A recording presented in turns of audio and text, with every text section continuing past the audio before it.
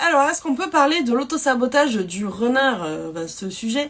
Je pense qu'il nous faudra à peu près 3 années-lumière pour couvrir la totalité du sujet. Donc, on va forcément parler un peu du sabotage du runner. On va pas pouvoir couvrir la totalité en quelques stories, mais l'autosabotage du runner. Évidemment que le runner s'autosabote. Rien que là, en commençant la story, j'ai déjà des ressentis énergétiques du collectif runner qui va pas bien, tu vois. Donc, on est dans le vif du sujet. Là, je sens que le ventre, tu vois. L'énergie des renards sont beaucoup dans le ventre, c'est le cerveau émotionnel, beaucoup dans le bide. Bref, pourquoi le runner s'auto-sabote? Le chaser s'auto-sabote aussi, mais putain que le runner c'est queen dans ces moments-là. Il s'auto-sabote parce qu'il a peur. Il a peur et parce qu'il est fatigué.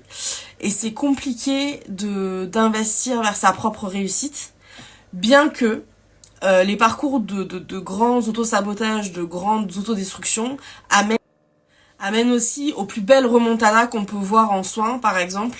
C'est vraiment des personnes, une fois qu'elles ont touché le fond du fond du fond du fond du fond, elles utilisent le fond des abysses comme un trampoline pour remonter à la surface dans des parcours de soins personnels, vraiment avec une tendresse que les personnes se donnent, une empathie que les personnes se donnent, franchement qui force le respect. C'est des vraiment belles remontadas. Donc l'auto-sabotage, c'est avant tout une histoire d'un happy ending qui est pas encore tout à fait arrivé. Mais c'est un happy ending qui arrive. Donc c'est ça qu'il faut garder en tête déjà.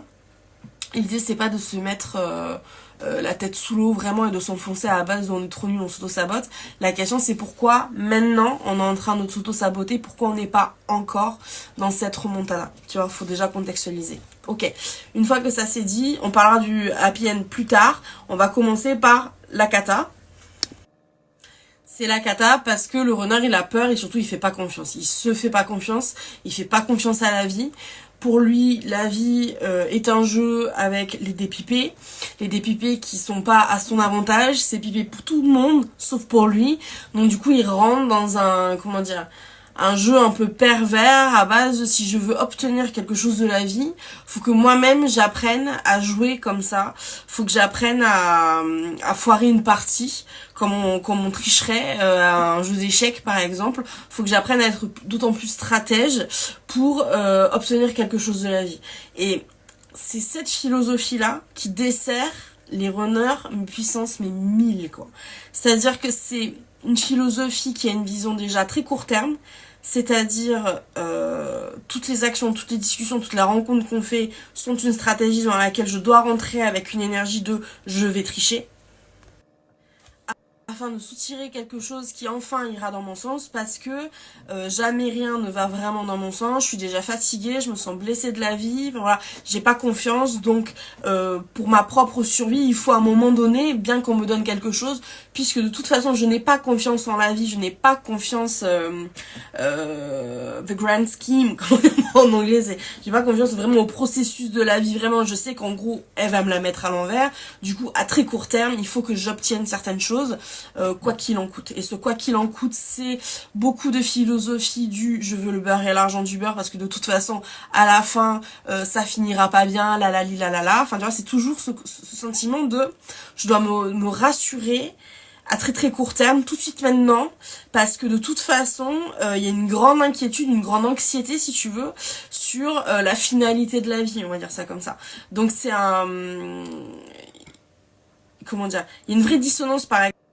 Vraie dissonance entre chaser et runner dans le sens où le chaser il va plutôt avoir comme philosophie tout travail mérite salaire, donc j'ai confiance parce que je sais que je suis en train de travailler grave et j'en chie ma race, donc c'est sûr que la vie il faut qu'elle aligne quoi, elle va aligner c'est sûr. Donc il y a ce sentiment d'une très forte conviction que la finalité ira dans le sens de ce que souhaite le chaser et vers ce pourquoi il travaille. Le runner n'est pas du tout convaincu de ça, donc c'est pour ça il s'enferme dans une philosophie de l'ordre du je veux le beurre et l'argent du beurre pour me satisfaire immédiatement, pour avoir un sentiment de luxe, de volupté, luxe calme et volupté si vous connaissez, voilà, à très court terme parce que c'est rassurant, c'est dorlotant, c'est doudou, voilà, et c'est quelque part la réponse justement à un cœur, à un cerveau, à une énergie fatiguée, épuisée, à fleur de peau quoi.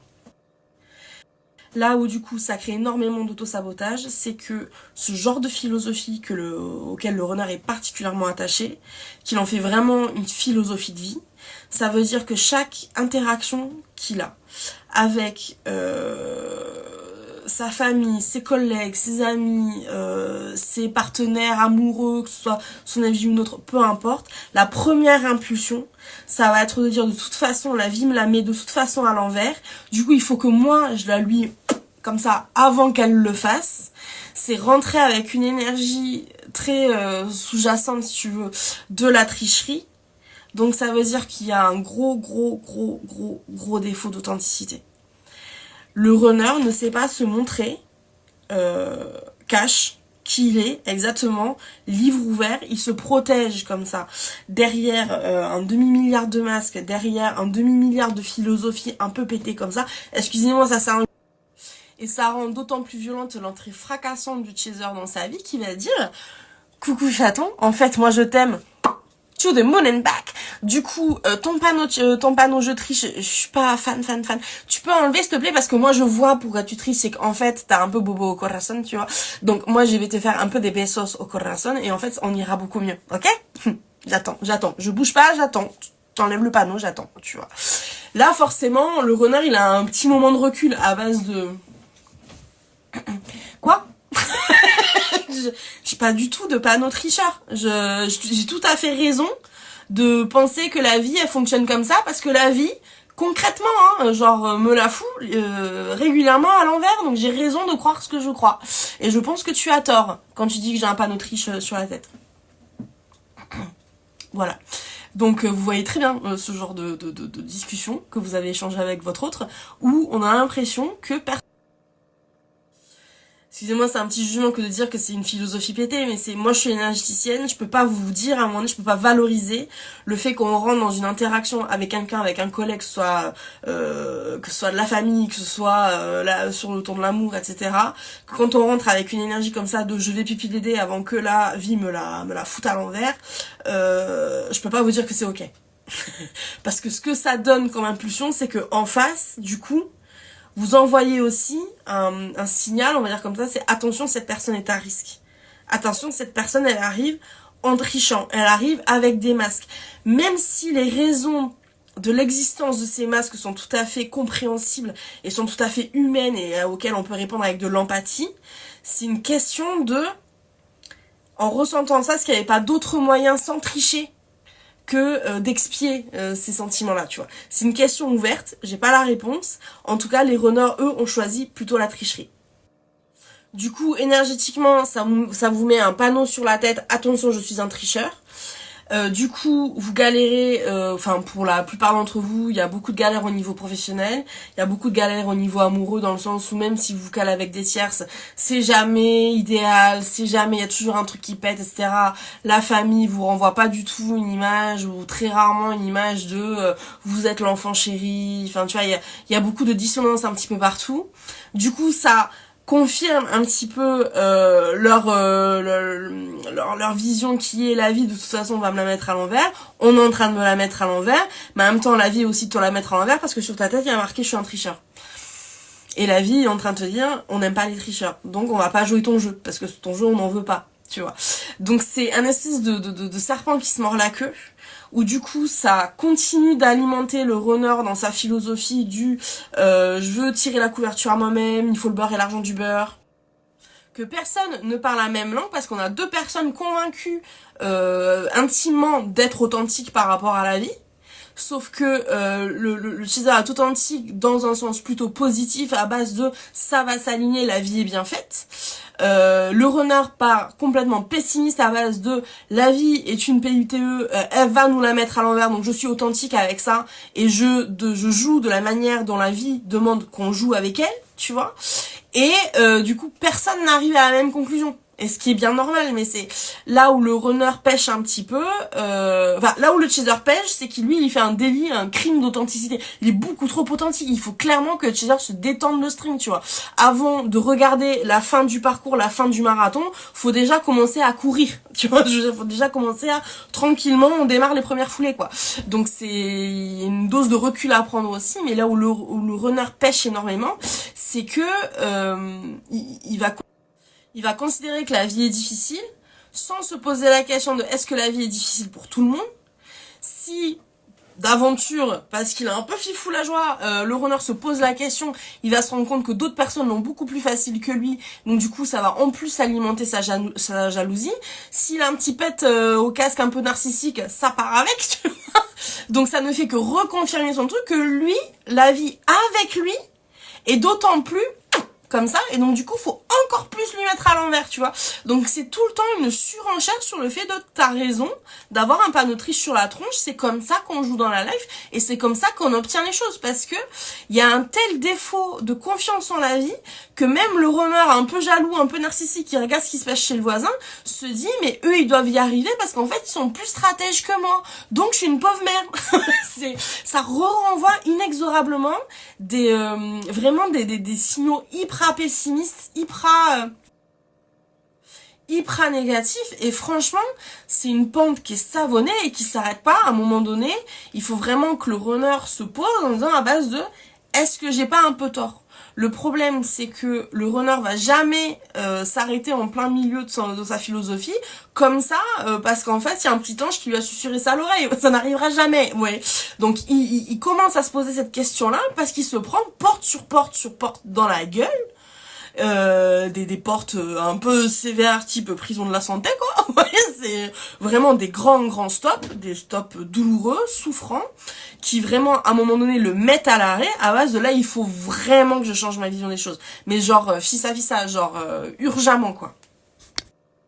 Ça actionne vraiment une énergie de l'ordre de la survie à base de la vie est un sale jeu que je suis en train de perdre parce que je suis trop nulle pour avoir la bonne stratégie, visiblement tout le monde l'a sauf moi, mais là j'y arrive pas, quoi, j'arrive pas, donc comment on survit, genre là on est en plein Hunger Games, quoi, tu vois. Donc c'est à ce moment là où en général il y a des tierces qui rentrent en jeu qui vont un petit peu amener de la douceur de vivre à base de tu sais, il y a d'autres façons de voir la vie. On n'est pas obligé de penser qu'il faut le beurre et l'argent du beurre pour réussir. Tu vois, on peut juste tranquillou bilou, être à sa place et ça suffit. Et à partir de là, l'énergie va dans ton sens. Elle va dans ton sens parce que t'enlèves le panneau triche à base de moi je veux juste être tranquille, en fait, vous voyez, et je veux pas la mettre à l'envers à la vie, je veux pas la mettre à qui que ce soit, je veux juste être tranquille. Toute la vie dans le même panier, quoi. C'est très dramatique dans le sens où pour vraiment faire ce massage cardiaque à la confiance en la vie, faut vraiment aller toucher cette notion de survie. Et c'est comme le dernier recours qu'on pourrait pour vivre, qu'on pourrait trouver pour vivre, tu vois. Alors qu'en fait, c'est la première chose à laquelle il faut se consacrer quand on a envie de vivre bien, de vivre sereinement. C'est de toute façon, il faut que je fasse confiance à la vie. Je pense que la vie a des choses à apporter. Il faut que je trouve ma façon d'être avec la vie plutôt qu'essayer de la lui mettre à l'envers, tu vois.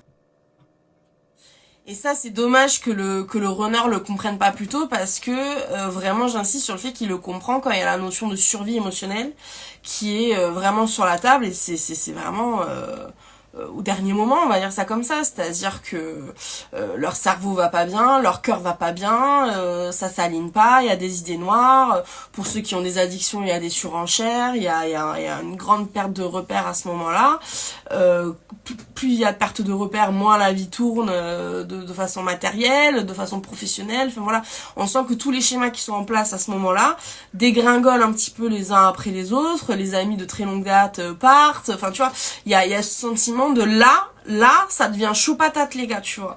Et c'est dommage que le runner s'enferme en fait dans cette psychologie-là, s'enferme dans cette vision de la vie hyper pessimiste, dénuée de confiance, sachant que en vrai de vrai, et c'est ça qui rend le chaser fou, c'est qu'il n'y a pas une philosophie de vie qui prévaut sur les autres, il y a plein de philosophies de vie et il y a surtout celle qui te correspond. tu vois. Et ça, le chaser ne sait pas comment communiquer ça au runner. Le chaser le ressent vraiment dans sa chair, et vraiment il y a un sentiment de dans l'ADN, c'est je sais pas quelle est la bonne philosophie de vie, je suis convaincue qu'à la fin ça va bien se mettre, mais surtout je suis convaincue que c'est avec mon autre que ensemble on va trouver notre petite recette à nous, quoi, tu vois. Il y a ce sentiment de l'équipe un peu sacrée, quoi. C'est la meilleure équipe de foot de la Terre. Je lui fais confiance, je sais pas comment, mais on va le faire, tu vois. C'est une espèce de positivisme qui dévore tout, enfin, tu vois. Mais il y a quand même cette notion, même si c'est too much, si c'est trop dans l'extrême, il y a quand même cette notion de trouver vraiment une vision très idiosyncrasique, vraiment une vision qui nous correspond à titre individuel, qui n'a pas du tout à ressembler à celle du voisin, et être complètement à l'aise avec ça, et pas mettre tout. C'est exactement la même énergie que quand tu perds au casino. C'est j'ai un billet de 20, j'ai un billet de 50. De toute façon, j'ai juste besoin d'un jackpot. C'est un coup le jackpot. Faut juste que ça soit le bon coup, tu vois. Faut bien piper le truc. C'est-à-dire, faut bien stratège, tu vois. Donc je vais surveiller ma petite machine. Je vais faire comme les petites vieilles, etc. Je vais juste mettre mon petit billet, bim bam boum, je fais 3 coups et c'est bon, tu vois. Sauf que ton billet de 20 €, tu le défonces en 3 secondes 30. T'as le billet de 50 qui commence à chauffer, tu le sors. Et finalement, le 50, ça va pas marcher. Tu vas sortir 100, tu vas les tirer à la caisse, etc. Et à la fin, t'es plus dans un sentiment de j'ai envie de me faire plaisir, j'ai envie de me mettre bien. T'es dans un sentiment de il faut que je me rembourse en fait, en premier. Tu vois. Et ensuite, peut-être qu'on pourra en profiter, mais là, j'ai dépensé beaucoup d'argent et il faut que je rembourse. C'est pour ça que l'énergie du runner, elle monte en pression tout au long d'un parcours, par exemple, où c'est jamais assez bien. C'est jamais au bon endroit, etc. Au début, comme il se sent comme une merde, il va arriver tout petit, il va juste vouloir dans sa petite place comme ça va pas aligner, du coup on se dit bon en même temps j'ai le self-esteem dans les chaussettes, je vais essayer de me challenger un petit peu, si ça va pas marcher, le peu de positivisme qui me reste, je me dis c'est peut-être parce qu'en fait il y a mieux qui m'attend, donc j'essaie d'arriver un peu plus grand, ça aligne toujours pas, encore un peu plus grand, ça aligne toujours pas, et bam bam bam on augmente, ça déconnecte de plus en plus de la réalité des choses autour de nous, des personnes qui nous entourent, de ce qu'elles sont capables de nous apporter, de ce que la vie est capable, de comment fonctionne la vie autour, comment de façon très sociale en fait, tu vois, c'est-à-dire comment est organisée la vie, ça nous déconnecte de ça dans le sens où on se perd un peu dans les rêves et on perd pied un peu par rapport à ça. Donc quand les runners font cette remontada, ils touchent la notion de survie et là ils se disent ok, faut que c'est compliqué de lâcher les rêves comme ça, c'est compliqué de lâcher cette nébuleuse qui est la nôtre et qui nous a beaucoup protégés, très compliqué de lâcher ça, mais en même temps rentrer dans une énergie plus stoïque à base de en fait j'ai juste le droit de vivre sans tension, quoi.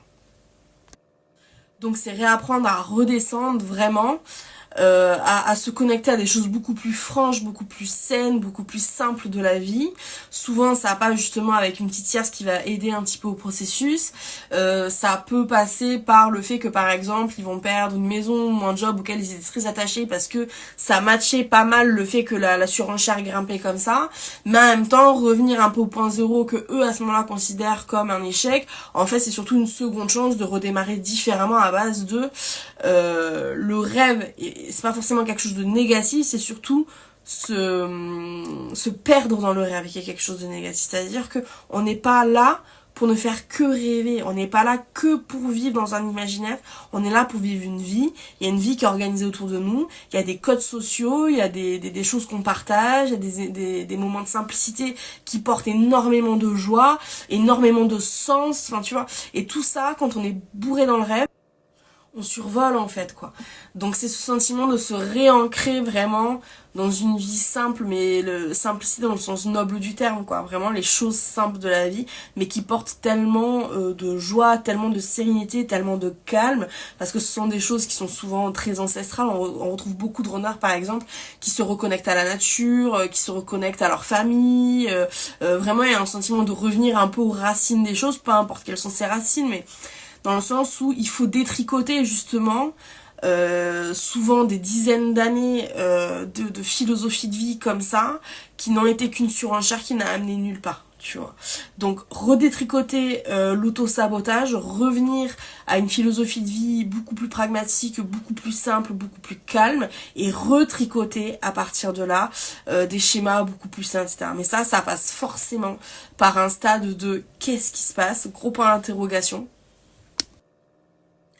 Après étape 2, de bien digérer son ego, parce que quand on a fait une surenchère comme ça pendant des années, qu'on touche à la fin, ce qu'on récupère c'est une notion de survie et non pas une notion de Las Vegas, quoi, tu vois ce que je veux dire.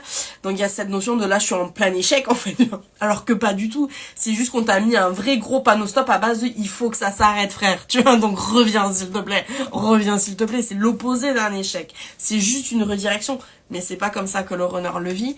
Donc il y a un moment aussi où il faut, en termes d'ego, d'honneur, de dignité, voilà, c'est des moments qui sont dignes, tu vois, pour le runner qui est grave à ce moment-là. Mais il le fait, mais ça prend du temps, tu vois. Et dans un troisième temps, il commence à un petit peu se relaxer, à se passionner de nouvelles choses, à voir les choses différemment, faut qu'il s'habitue à ça aussi.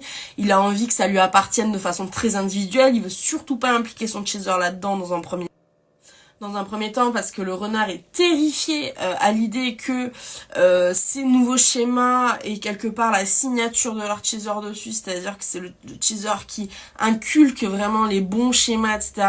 Donc ça veut dire que son bonheur passe forcément par le chaser. Non, ça il aime pas du tout, il veut, le runner à ce moment-là quand il fait sa remontada, veut vraiment que son bonheur lui appartienne, tu vois. Après avoir passé une vie à gérer la stratégie des autres, les règles des autres, comment tout le monde fonctionne, avoir beaucoup de jalousie, etc. Il a enfin envie d'un moment à lui, il a absolument raison, tu vois.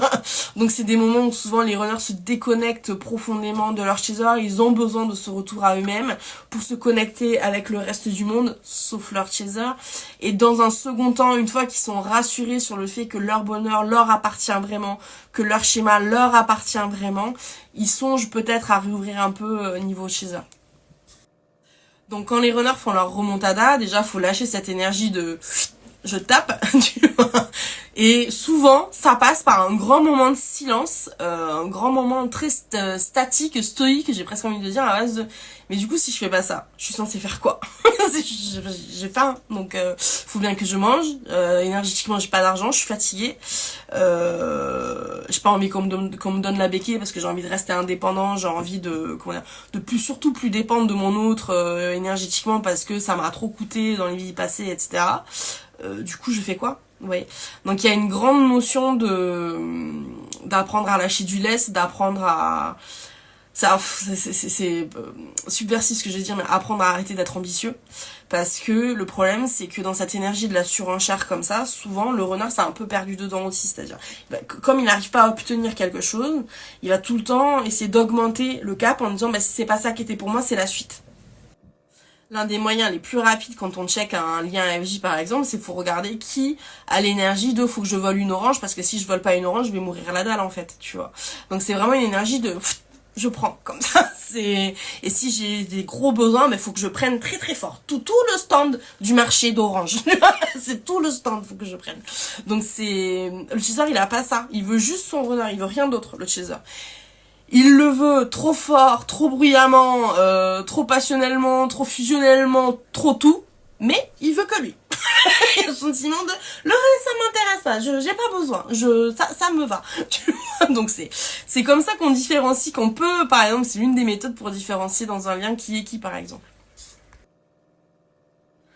Beaucoup plus optimiste du coup, souvent c'est ramené par des tierces qui justement eux vont avoir les mots que n'ont pas le chaser par exemple, pour dire tu sais il y a des façons de vivre qui sont différentes, tiens je vais te montrer ci, je vais te montrer ça, enfin tu vois, et c'est une énergie vraiment qui va amadouer un peu justement le runner pour qu'il gagne confiance à la vie, qu'il trouve de nouvelles méthodes, qu'il réapprenne comment dire à se fondre un petit peu dans la masse au lieu de regarder tout le monde à la loupe comme ça, et à base de tout le monde réussit sauf moi, du coup il faut que je triche encore plus, faut que j'ai encore plus d'ambition, faut que j'aille encore plus loin, enfin tu vois, c'est comment en fait on peut arrêter la surenchère. La notion c'est pas de, comment dire, on n'est pas dans une maison de vente aux enchères, on n'est pas là pour mettre un billet au-dessus du billet du précédent, tu vois. Donc l'idée c'est juste de prendre ce qui nous appartient, parce qu'il y a vraiment quelque chose qui nous appartient. Mais ça, le renard a beaucoup de mal à le comprendre. Pour vraiment l'énergie des renards, mais l'énergie pure de pure quand on fait des soins, Parce que le retour au chaser, il est difficile quand on a vécu un grand parcours comme ça, où on s'auto-sabote, la vision, c'est vraiment, on touche vraiment à la vision de la vie, quoi. C'est pas des petites choses, c'est pas des petits schémas, des petits pets au casque, c'est vraiment la vision de la vie, c'est quand même important, quoi.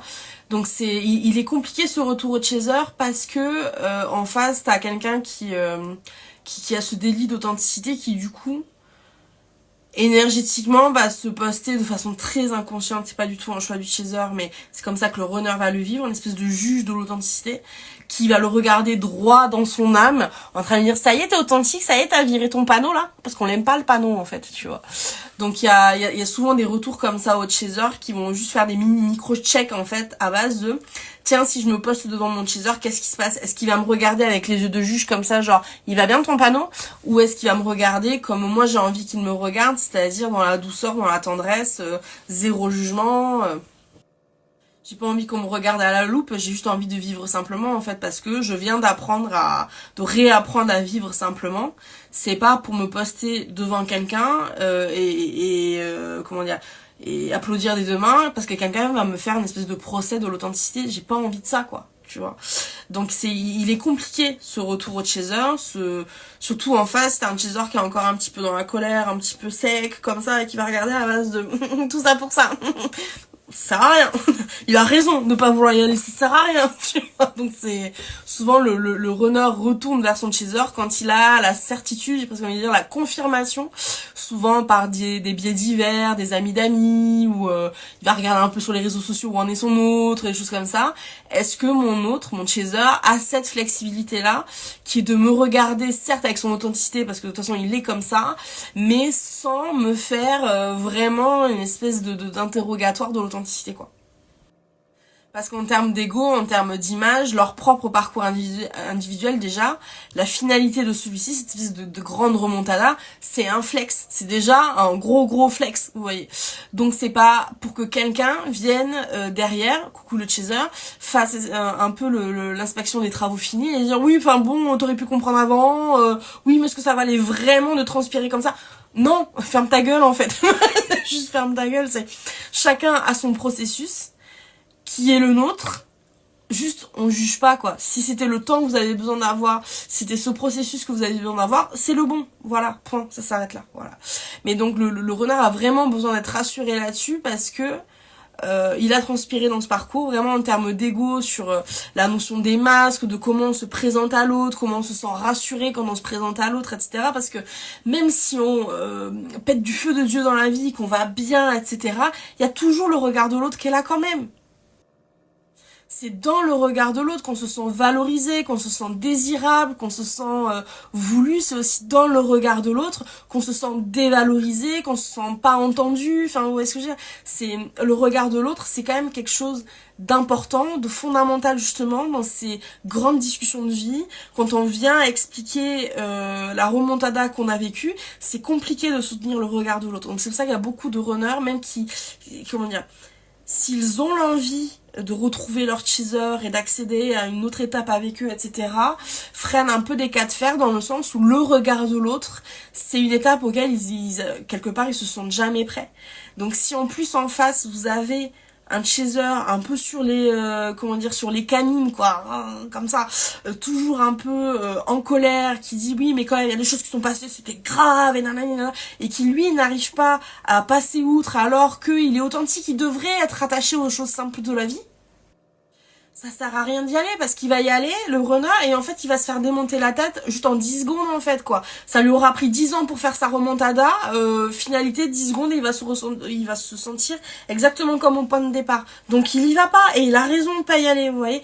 Donc c'est pour ça que c'est important aussi pour le chaser en fin de parcours, il accepte vraiment, il accepte de recevoir, d'entendre et puis vraiment d'écouter avec empathie, avec bienveillance ce qui s'est passé pour l'autre et surtout qu'il ferme sa gueule par rapport à ça. Et qui disent super, en fait t'es la personne en qui que j'aime le plus au monde, tu me dis que tu vas bien, ça me suffit, j'ai pas besoin d'arguments supplémentaires, j'ai pas besoin de moi faire mon jugement si ça suffit ou pas, vous voyez. Donc il y a un lâcher prise à faire des deux côtés, mais j'insiste sur le fait que ce qui défonce les runners en fin de parcours sur cette notion d'auto-sabotage, c'est le regard trop dur du chaser, trop vérace plus que authentique, c'est cette notion de véracité.